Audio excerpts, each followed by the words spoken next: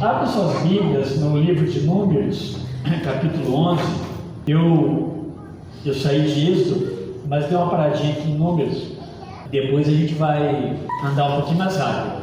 Tem muitas orações na Bíblia, tem dessas aqui que a gente quer destacar, para a gente aprender, para nós olharmos e sermos instruídos por Deus nos seus ensinos através da oração.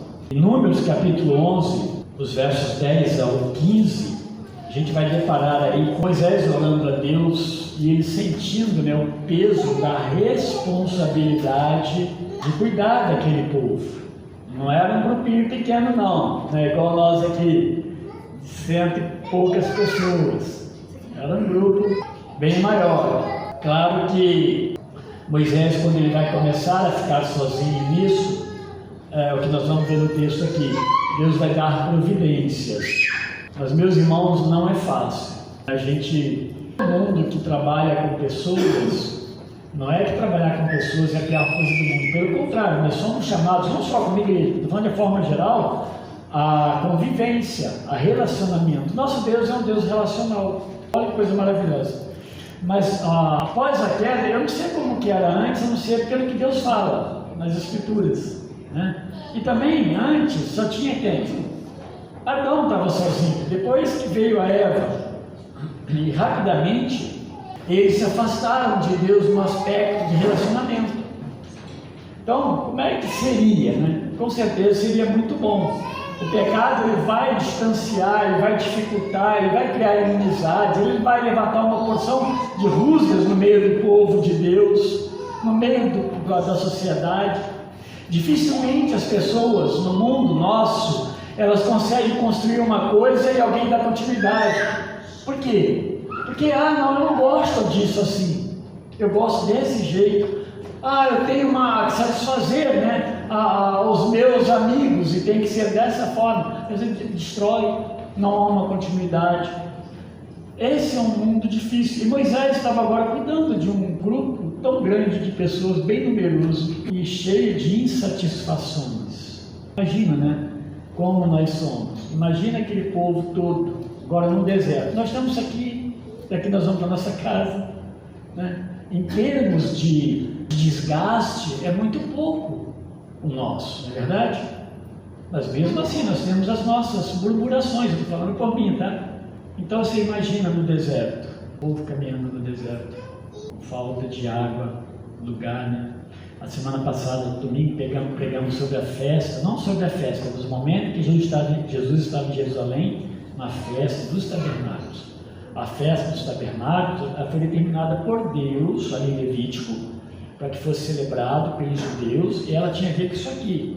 Eles moraram um longo tempo no deserto, e suas casas eram casas, muitas vezes suas cabanas eram feitas de ramos e de palmeiras, de galhos de palmeiras. Era assim que eles se protegiam do frio mais intenso, do calor, Então não era fácil. Deus falou: preciso nunca esquecer das minhas providências. E a fragilidade daquela barraca, daquele tabernáculo, mini tabernáculo, era para mostrar que eles dependiam de Deus o tempo todo. E aqui, a partir do verso 11, nós vamos ver Moisés orando, porque é isso que eu quero fazer o destaque, é nesse momento de Moisés orando. Ele está orando a Deus logo após a reclamação do povo. O povo reclama e ele vai orar a Deus. Então Moisés ouviu chorar o povo por famílias, cada um à porta de sua tenda. Vocês percebem que eles se juntaram, eles se reuniram em família e começaram a lamentar, a chorar.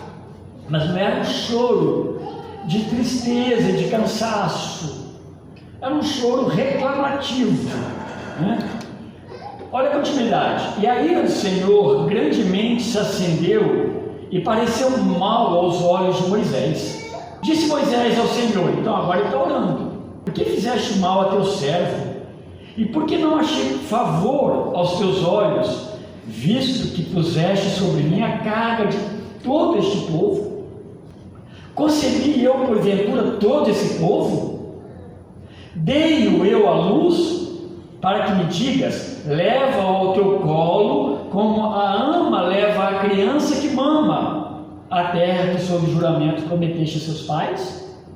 De onde teria eu, olha os questionamentos de Moisés, de onde teria eu carne para dar a todo este povo? Pois chora diante de mim, dizendo, dá-nos carne que possamos comer.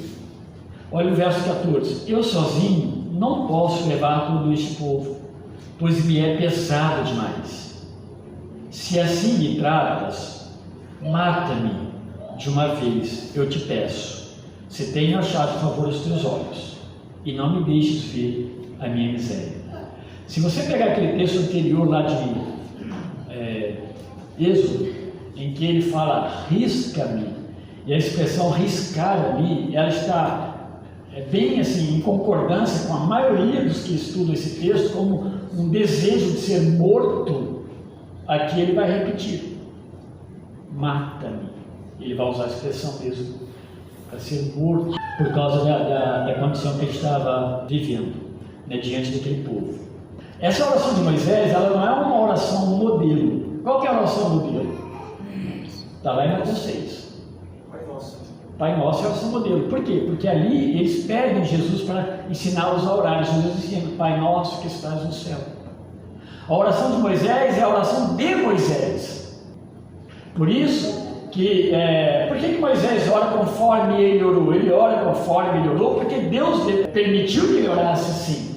Moisés tinha razão no que ele falava, dentro da perspectiva de Deus, da aceitação de Deus, sim. Não estava fora do que Deus conhecia o coração de Moisés. A Bíblia fala que Deus conhecia Moisés e falava com Moisés o quê? Face a face. Portanto, a gente não pode tomar uma oração dessa como modelo de oração, porque aí é perigoso. Essa foi a oração de Moisés. E quantas vezes algumas pessoas oram uma oração parecida, não porque Moisés orou, mas oram porque a sua angústia está parecida com a angústia de Moisés. E aí ora a Deus. É uma oração sincera, mas é a sua oração.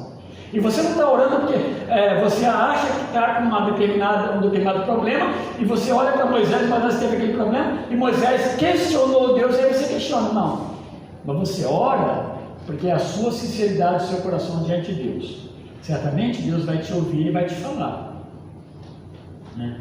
A resposta dele vai ser, sempre a resposta de Deus ela é clara, desde que nós desejemos ouvir, né, a resposta de Deus. Esse então é o segundo ano deles, agora no deserto. Se percebe que 2 anos ali não é fácil, mas ainda tinha um longo trecho pela frente, em termos de tempo. Eles estavam ainda bem no comecinho da jornada deles ali pelo deserto.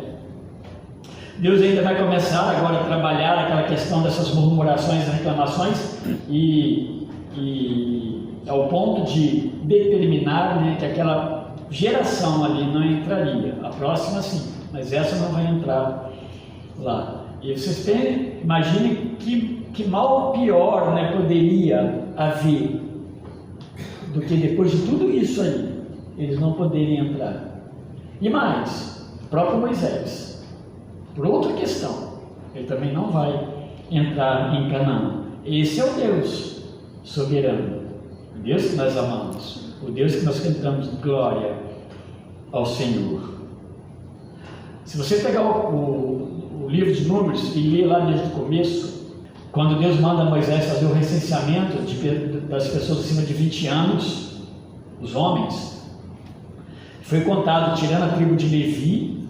A tribo de Levi era a tribo que servia no santuário, no aspecto de preparar as coisas, carregar, eles iam carregar o tabernáculo, todas essas questões, as bancadas, tudo, eles que cuidavam disso, e do serviço do templo. Tirando eles e todos os demais, só incluiu nessa contagem então homens, porque a ideia aqui é para a guerra, homens acima de 20 anos, prontos, preparados para a guerra.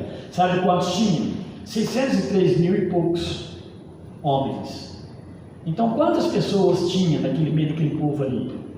Bom, para ser econômico, considerando que o povo judeu, pela origem, pela questão de formação de clã, de famílias grandes, se multiplicar aqui por 4, ainda é pouco. Eu imagino, tá? Estou fazendo uma conta, mas não li isso aí em nenhum comentário bíblico, mas Mas vamos multiplicar por 4, nós teríamos 2 milhões e poucas mil pessoas. 2 milhões e poucas mil pessoas é a região metropolitana de Campinas. Dizem que é 2 milhões e 500 mil, se eu não me engano. Incluindo Limeira, Americana, Sumaré, Hortolândia, Montemor, e essa aí eu tô dizendo. Tinha esse povo, talvez mais que esse povo lá. Eu estou falando isso para você olhar para a oração de Moisés. Não para a gente apiedar-se de Moisés, mas para nós compreendermos o que é uma oração e a necessidade de uma oração, e uma oração sincera, apesar de que muitas vezes para nós ela possa ter um teor pesado, mas não. Moisés orou como um homem de Deus, diante de Deus. Quando você pega aqui, nós não lemos, mas no verso 3 do capítulo 11, só para a gente fazer essa conexão, havia um grupo de egípcios que saiu junto com os judeus lá do Egito. Saíram juntos, eles quiseram ir também embora. Eles são chamados, não sei se algumas traduções ainda, de populacho. Um populacho, um grupo, ele reclamou, murmurou para Moisés, diante de Moisés, por alimentos. E obviamente, quando esse grupo murmura, o que acontece com os judeus? Faz um coro com eles, começam a murmurar também. Isso parece bem assim, comum, né? A gente percebe isso no meio das pessoas, dos agrupamentos. Muitas vezes se faz coro com coisas boas e muitas vezes se faz coro com coisas ruins. Só vai fazendo coro junto. Aqui, eles começam isso porque eles eram os egípcios. Eles realmente tinham tudo de graça lá. Era a melhor vida do mundo? Bom, comparado com o deserto, comparado com aquele momento, sim.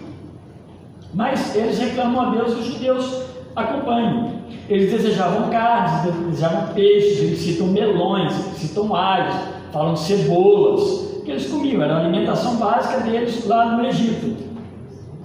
E a questão era o quê? No verso 6, eles estavam enjoados de quê? Eles estavam enjoados do maná. E o que era o maná? O maná era a providência de Deus para um lugar arenoso, sem vida. As águas Deus tirava da rocha. Deus pegava um lago, onde tinha um lago com água amarga, Deus transformava em água potável. Deus permitia tudo isso. A comida, ela vinha de fato do céu, ela caía. Umas sementes que eles tinham que transformar isso num formato, numa espécie de um pão, um bolo, algo que eles pudessem comer. Fala, parecia semente de coentro, mas diz também que tinha sabor de mel. Dá até uma música isso, né? Mas vocês percebam que eles estão reclamando de algo que Deus providenciou. Claro, meus irmãos, esse descontentamento com Deus, ele não está muito longe de nós. Tem um livro, Contentamento, o nome daquele livro que eu sempre, né? Acho que tem na biblioteca também. É um livro tão fininho, mas ele é muito profundo. E aí a gente olha para a Bíblia fala dessa questão de contentamento. Às vezes nós somos tão descontentes com tudo, e isso, quando a gente fica descontente, Deus não está sendo suficiente para nós, tem que ter algo mais. E muitas vezes você corre o risco de cair nessa teologia ou nessa doutrina, não sei de onde é tirada, né? Mas é da Bíblia. A doutrina das providências, do que Deus só tem valor, ou só é tão grande, se Ele me der as coisas, as riquezas que há neste mundo, afinal de contas, eu sou filho dele. Isso não é assim. Eles reclamaram, Deus mandava o maná era para recolher, fazer, eles comiam, eles se alimentavam. Talvez, eu estou fazendo aqui, não está na Bíblia, tá? Talvez, quem sabe, Deus, se não houvesse reclamação e ele seguisse em frente, quem sabe, né? Deus, uma semana depois, ele fizesse outro tipo de maná. Quem sabe aquelas codornizes que ele vai mandar por causa da reclamação deles, ele mandaria na outra semana sem reclamação nenhuma. Isso aqui que eu estou fazendo, uma busca. Não está isso no texto. Deus não fez isso. Eles reclamaram, talvez até antes do tempo, quem sabe. Mas reclamaram. O ponto aqui é a murmuração e o descontentamento com Deus que liberta, que abre o mar, que transforma as águas de mar em água doce, água boa para tomar, que vai, o texto, a Bíblia vai dizer que calça eles e veste esse povo. Eu sei que a gente está em outro contexto e milhares de anos depois, mas aqui nós estamos falando de coisas que atingem nós também, e às vezes por muito menos nós reclamamos com Deus. Estou falando em questão de satisfação mesmo das providências de Deus. Então Moisés ouve o choro do povo e ele ficou irado. Deus ficou irado, né? Com o que aconteceu. E Moisés agora fica indignado. Ele olha para Deus: Senhor, o que eu faço? Agora, eu fiquei pensando, meus irmãos, eu fico me colocando nessa condição. Falei, se fosse eu, você olha para aquele mundaréu de gente, você olha para um lado, não tem água, você olha a comida caindo do céu, eu estou satisfeito. Moisés, ele não reclama disso aqui. É impressionante. Mais do que impressionante, é interessante a gente olhar para isso, para a gente ver que há uma diferenciação. Moisés não está reclamando com Deus que ele não quer fazer isso, que ele não gosta disso. Ele está colocando diante de Deus uma situação que ele não vê uma solução, e ele está mostrando justamente a fraqueza dele, o limite dele. E aí, meus irmãos, tem tudo a ver conosco. Os nossos limites, as nossas incapacidades, muitas vezes nós queremos resolver, e às vezes nós não falamos com o Senhor: Senhor, não há condições mesmo, eu não consigo. E aí, meus irmãos, Deus se aperfeiçoa na minha fraqueza. Assim escreve Paulo, Deus falando isso para ele. É na nossa fraqueza que Deus vai se aperfeiçoar. É claro que é na nossa fraqueza, na nossa robustez. Jesus vai dizer, vai falar que os sãos não precisam de médico. Por que está falando isso aqui? Não eram os que estavam salvos, não, eram justamente os perdidos, mas orgulhosos. Eram os judeus que diziam que a sua religião era suficiente, que Deus estava com eles, e Deus não estava com eles há muito tempo. Aliás, no texto que nós pegamos domingo de manhã, domingo à noite, um deles, Jesus vai virar para ele e falar assim: ó, o Deus que vocês não conhecem. Vocês não conhecem esse Deus, porque se vocês conhecessem esse Deus, vocês olhariam para mim e saberiam que eu sou o Messias enviado de Deus. E agora ele ora a Deus. Ele ora a Deus com indignação. Como eu disse, não é uma oração de regra, é a oração de Moisés para Deus, o servo de Deus. O que ele fala com Deus? A gente vai praticamente terminar o texto, porque aqui ele define algumas coisas interessantes. Ele fala com Deus que, no verso 11 e 12, por que Deus me escolheu para um cargo tão difícil? Esse é o questionamento dele. Por que, Senhor, tu me colocaste num cargo tão difícil? Então Moisés disse, verso 11 especificamente: por que fizeste mal ao teu servo? Por acaso puseste sobre mim o peso de todo este povo? Porque não encontrei graça aos teus olhos? Moisés colocando assim: olha, eu não sou amado, eu não sou visto pelo Senhor como alguém que é amado pelo Senhor, porque isso é impossível. E o povo, cada um com o seu clã, com a sua tribo, às portas, e falando, e reclamando, talvez fazendo até um coro. Quem sabe aquela foi a primeira reunião sindical, né? Sei lá o que foi. Alguma reunião para levantar algum problema. Claro que não é a primeira, mas imagina como que estava funcionando para Moisés chegar diante de Deus e falar assim: ó, não dá mais, como é que eu vou você? Faz só 2 anos. E olha como as coisas estão. Por que Deus escolheu a mim para um cargo tão difícil? Como, e a outra coisa que ele coloca: como eu vou poder prover carne para um povo tão enorme e num deserto? São perguntas interessantes. Elas são perguntas que precisam de resposta, porque o povo queria carne, ele não queria mais maná. Pensar na gente, né? Começa comigo uma coisa todo dia, começa a comer só o louvor, não tem problema nenhum, né? Mas a gente não enjoa, aí tem que mudar um pouco, né? Mas aqui o problema não era nós estamos enjoados. Será que teria como ter uma mudança? Talvez esse tipo de conversa lá no arraial não teria nem tanto problema.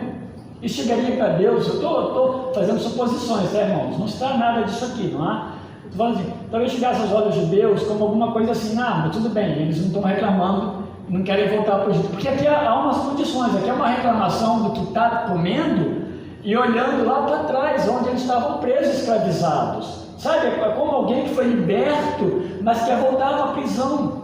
É como alguém que foi tirado da escravidão, mas quer ser escravo de novo. Mas não é uma escravidão que ele tinha, a melhor coisa era uma escravidão, no caso dos judeus, de sofrimento. Eles estavam impedidos de crescer como nação dentro do Egito. Eles estavam já dominados. Não foi porque Moisés foi lá tirar o povo, não. Porque eles já tinham percebido que o povo estava crescendo muito. Eles fizeram escravos. Então a reclamação ela é muito maior do que... aqui está falando do maná, estava comendo só maná, mas eles reclamam que o Egito estava melhor. O Egito é o retorno, né, ao sofrimento e ingratidão diante de Deus. Ele fala no verso 14, diante de Deus, como eu vou conduzir esse povo sozinho? E tem muito sentido. E aí nós vamos ver a pluralidade que Deus vai orientar Moisés como deve lidar. É o que a gente fala muito aqui na igreja, quando nós temos um corpo de líderes. Não é para eu ficar à toa e não fazer nada, pelo contrário, para que eu seja mais produtivo também. E os ensinos possam chegar melhor, de fato, à mente, ao coração dos irmãos. Ele reclama com Deus, isso aí, Senhor, não tem como, olha o tamanho desse povo, 2 milhões de pessoas. Que igreja grande, né? E tem uma conclusão no verso 15. Depois das colocações dele, na oração, ele diz, diante disso tudo, ele vai falar para Deus, olha, se o Senhor se agrada mesmo de mim, mata-me. Se o Senhor me ama, e se o Senhor tem um olhar bom, agradável ao Senhor diante de mim, mata-me. E não é, meus irmãos, um ato de covardia. A gente pode inferir isso sem problema nenhum, dentro desse contexto aqui. É uma oração de alguém que está diante de Deus, a sua sinceridade e incapacidade. Senhor, eu não posso, eu não consigo atender. Se assim for, se o Senhor se agrada de mim, mata-me. Imagina todo o povo no ouvido dele ali. O que vai acontecer na sequência que a gente vai responder? Deus vai responder. Deus vai falar com Moisés, ele vai mandar ele matar 70 homens, autoridades, que já eram líderes nas seus clãs, destacar esses 70 homens, seria dado o Espírito de Moisés a esses homens, e esses homens também ajudariam, inclusive profetizariam, eles ajudariam Moisés a julgar a necessidade do povo. Deus resolve. É a resposta de Deus à oração de Moisés. Moisés ele não vai falar com Deus, olha, Senhor, eu estou insatisfeito, isso para mim não é suficiente, estou fora disso. Não, porque Moisés entendia esse chamado. Ele não estava com problema diante de Deus no chamado dele para servir a Deus. Ele não estava com esse problema. Ele estava com o problema do povo e como resolver. Deus traz a solução. E depois, para a questão do maná, Deus vai mandar as codornizes, né? Depois, continuar lendo, você vai ver que Deus vai agir também. Mais uma vez, Deus vai trazer um peso em forma de castigo e punição sobre o povo por causa da incredulidade de um coração mau e perverso deste povo. Mas Deus dá eles líderes para descansar Moisés e dá também o alimento, a carne, ela cai. Depois eles comem tanto que eles não aguentavam e começaram a passar mal, né? Tanta carne que caiu para eles lá. Havia, meus irmãos, então nisso tudo um propósito muito maior de Deus do que matar Moisés. Deus poderia matar Moisés porque Deus é Deus. Deus depende de nós para ele ser Deus? Claro que não, né? Ele não depende de nós, mas ele nos ama. E aqui está o povo de Deus, parte do povo de Deus desse tempo, né? Aqui está parte, um pequeno povo de Deus. E Deus nos ama. Mesmo Ele não precisando de nós, o seu amor é tão grande. Aí ele fala em João 3,16, né? Ele amou o mundo de tal maneira. E Ele nos alcançou. É o desejo de Deus resgatar pessoas para que nós possamos o quê? Adorá-lo, glorificá-lo. Nunca esqueça disso. Nós fomos criados não para satisfazer os nossos desejos, que eles são insaciáveis. Nós fomos criados para a glória de Deus. Se você pensar assim, que é bíblico, vai mudar muita coisa na sua vida. Muitas coisas que eram prioridades, você vai começar a ver que não são. A prioridade é a glória de Deus. Muda tudo. Muda tudo. Deus mantinha de pé as suas promessas, a sua aliança, porque vai vir até Jesus Cristo. E não acaba em Cristo. Depois haverá a glorificação final. Né? Então Deus estava ensinando para Moisés, a Moisés e aquele povo. Deus estava ensinando eles. Na verdade, havia disciplina nisso tudo aqui. Havia ensino, havia correção e havia amor de Deus para este povo. Porque, meus irmãos, no final das contas, o que nós precisamos perceber é que Deus continua sendo fiel às suas próprias promessas. Ele não volta atrás. A promessa de redenção em Cristo, que vai chegar em Cristo, ela independe de Moisés ser fiel, do povo ser fiel, de alguém fazer alguma coisa boa, de alguém fazer alguma besteira, independe disso. A fidelidade de Deus é que garantiria para nós, como garantiu a vinda de Cristo, a restauração nossa reconciliação com Deus. Então não dependia do homem.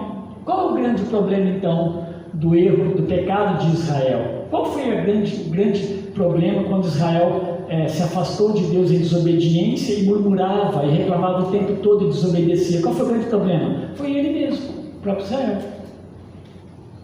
Ele sofreu as consequências da sua desobediência. Deus parou? Não. Os dois, Israel se dividiu, o norte foi tomado pela Assíria, totalmente dominado, massacrado, levado embora. Depois o sul foi para a Babilônia. O plano de Deus mudou? Não mudou o plano de Deus. Jesus Cristo não veio? Veio. O Messias veio. Isso é para a gente entender que quando nós obedecemos, eu falei isso domingo também, que a obediência ela nos livra de enormes males quando nós obedecemos. E que a gente possa olhar para esses textos, para as orações, saber que Deus nos ouve, nós podemos orar a Deus. Se a sua oração um dia for uma oração mais ousada, será a sua oração com Deus. Fale com o Senhor. Que nunca falte nas nossas orações devido temor. Existe um Deus que é Senhor do céu e da terra, está sentado no trono do universo. Ele não é como um prefeito, Ele é o Senhor do céu e da terra, todo soberano, excelentíssimo. Então, é Ele que nós nos achegamos em oração e coisas físicas. Que Deus abençoe, meus irmãos, as nossas vidas. Agora, provavelmente, semana que vem eu vou ir mais para frente, aí eu sei um pouquinho de Moisés. Mas acho que foi bom de caminhar um pouquinho com Moisés e depois Abraão também. Deus abençoe os irmãos.